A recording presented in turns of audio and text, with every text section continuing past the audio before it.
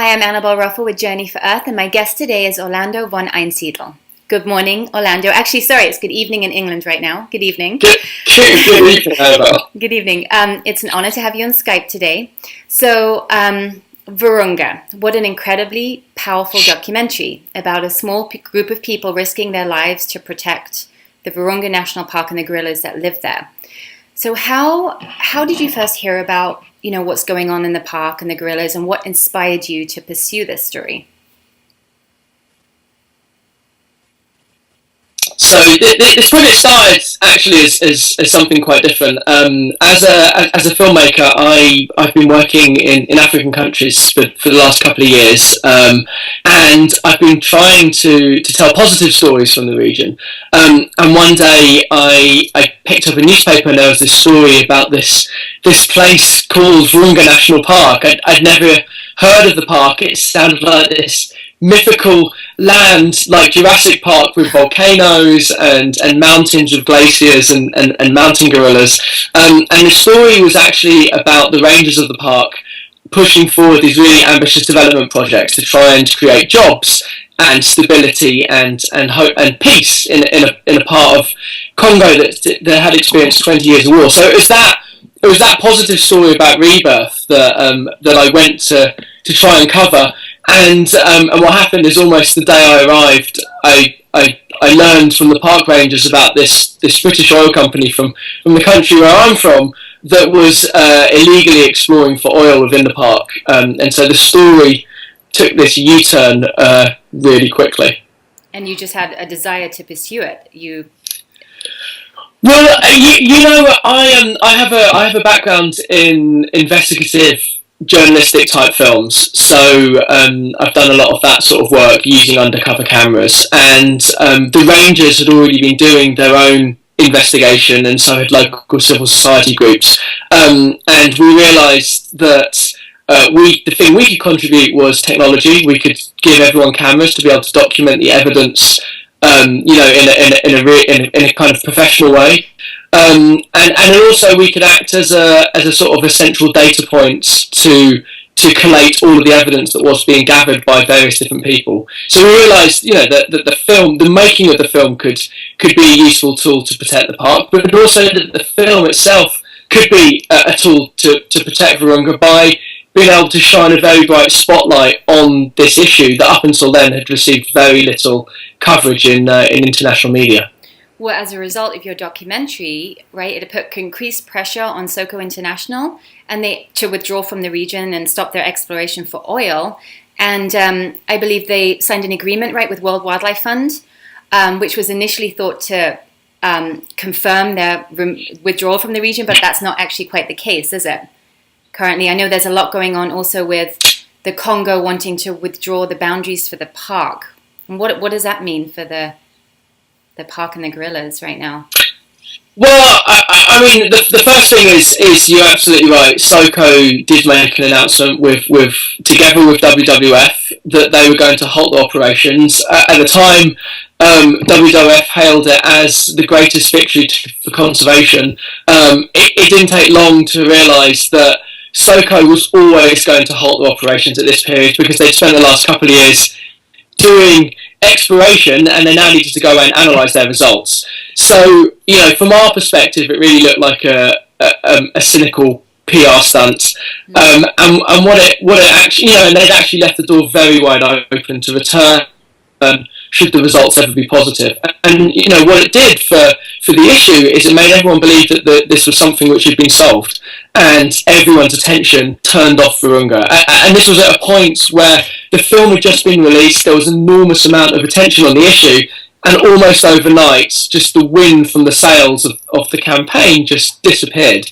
So it's taken another 6 months to really kickstart things again, and make sure that everyone knows that Virunga is very much still at risk from SOCO International.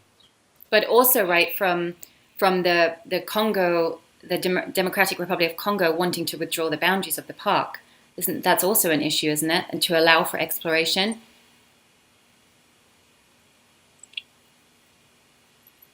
Yeah, I I mean, that's sadly that is a risk. Well, we believe that. I mean, that will be a fairly slow process that will play out over the next couple of years. We believe within that time, the park has a fantastic opportunity to really prove that it can be a viable alternative to oil exploration. The park is pushing forward this incredibly ambitious development project called the Virunga Alliance, with the aim of creating 100,000 jobs over the next 10 years. And just to give you some context, there's only about 10,000 rebel soldiers operating in the region. So you create 100,000 jobs, you massively increase the likelihood that young men won't pick up a gun.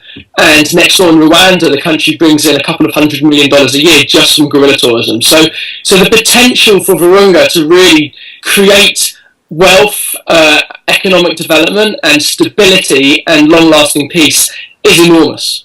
Absolutely, and that'll definitely squash any desire to continue the oil exploration. Well, we hope. We certainly hope so. And I should also add that what Virunga offers is sustainable. It's long term. If it's managed correctly, it can last forever. Oil is it will run out, and to say that there's a famous phrase in Congo that it's the world's richest country with the poorest people. It's very rare for local people to see the benefits of resources like oil when they are exploited, because the jobs go to outside experts and the profits are siphoned off by shareholders in Europe and America or Asia, and to an elite in the capital city. So local people don't really benefit from, or historically they haven't really benefited from that type of exploitation of natural resources. Right, and when the oil's gone, it's gone. But they've left devastation. It's gone. The part, yeah. Mm-hmm. So, the making of Virunga, what was the most challenging part for you in the making of this documentary? Between guerrillas destroying our camera kit and a civil war starting while we were there, it was incredibly challenging. I'd be lying if I didn't say that I was terrified fairly regularly, but you can always draw courage from the bravery of your colleagues. What Rodrigue, Melanie, and the other people who were doing the investigative work, that was so much more risky and brave than anything that I was doing, and and you draw strength from that, and so yeah. Absolutely. I mean, that was actually a question, another question of mine, like spending time with the small group of people, the journalists, the ex-child soldier, I believe, turned ranger, the guy who protected the orphaned guerrillas, and the dedicated conservationist. What was it, experiencing their battle with them, the impact it had on you? How would you describe that, like that experience? I've been fortunate to travel a lot with my work. I've never come across people as brave and as honourable as the Rangers. You meet people who care about issues, but I think it's very rare to meet people who are willing to die for them, who believe in something so much that they're willing to sacrifice themselves for that belief. And the Rangers, really live that. 140 have died in the last 15 years protecting the park, and they do it because they know the potential that Virunga has to benefit the country, the region, and they're also doing it for all of us. Mm-hmm. They know that the gorillas belong to everybody, but someone needs to protect them. So I found that incredibly humbling, and it makes you as a person want to do better with your own life. Absolutely, and that really came across in the documentary. You could really feel that, their dedication. And do you feel that's the most important message Virunga conveys? I think honour and bravery and these African heroes, I think that's, it's very rare to see African civil servants portrayed in a really positive light. I think that is an important message in the film. I'd say that the more important one is probably the precedent that's, that if somewhere as iconic as Africa's oldest national park, a World Heritage Site, and home to the last mountain gorillas, I think if somewhere that important falls in the face of business interests, in this case, illegal business interests by Soko International, if Virunga is destroyed because of that, it really is a very damning indictment of what we can protect on this planet. And I think that's why everyone should be deeply concerned about what happens in this park. So, Orlando, I believe there are only 880 mountain gorillas remaining on the entire planet, which is really hardly any at all. Did you get to spend any personal time with the gorillas, and what was that like? Yeah, I mean, you're right. The statistic is shocking. There's probably more people in your building than there are mountain gorillas on the planet.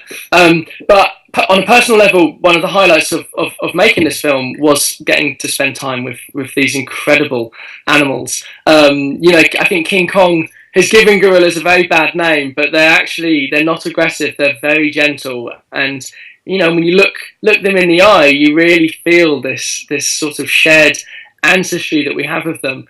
And I'd spent a lot of time with the four orphan young baby gorillas that live in the headquarters, but I also got to spend time with them up in the wild gorillas up in the mountains. And just to tell you a little story, their forest had been bombed. The wild gorillas, their forest had been bombed relentlessly for about 4 months, and no one had seen the gorillas alive. And finally, the Rangers got an opportunity in a ceasefire period to go and check on the gorillas. And when they finally found them, these gorillas, rather than attacking the Rangers and saying what the hell have you been doing to our forest, they just very gently surrounded the Rangers and just reached out and wanted to touch them. It was like old friends coming together. Oh, how beautiful. They must have had tears in their eyes. That's how amazing. Like you can, I had tears in my eyes. yeah, I would have too. I mean, you can see that in the documentary, like in their eyes, what you were talking about, and being in their presence, like one on one, that must be really powerful. And what are like just a couple of examples of what the average person can do to help support this situation? Well, I'd say the first thing is people should watch the film. You can watch it on Netflix. It's available in all Netflix countries. That's 53 countries to 53 million homes. So that would be the first thing. Please watch it. And if you care about what you see, please visit our website. It's virungamovie.com, and there's a number of take action things that you can do, all the way from donating to the park, spreading the message about the film and the story that's happening in Virunga, through to checking your shares to find out if you're invested in SOCO International, and if you are, what you can do to put pressure on them to do the right thing. Thank you, Orlando. Thank you so much for talking about Virunga. And all of you listening, you heard it. Go watch Virunga. Go to the website, virungamovie.com, and also virunga.org. Both of those sites, of course, have tons of great information. And remember, one person can make a difference. You can make a difference. So please find out what you can do. Thank you, Orlando. Thank you so much, Annabel.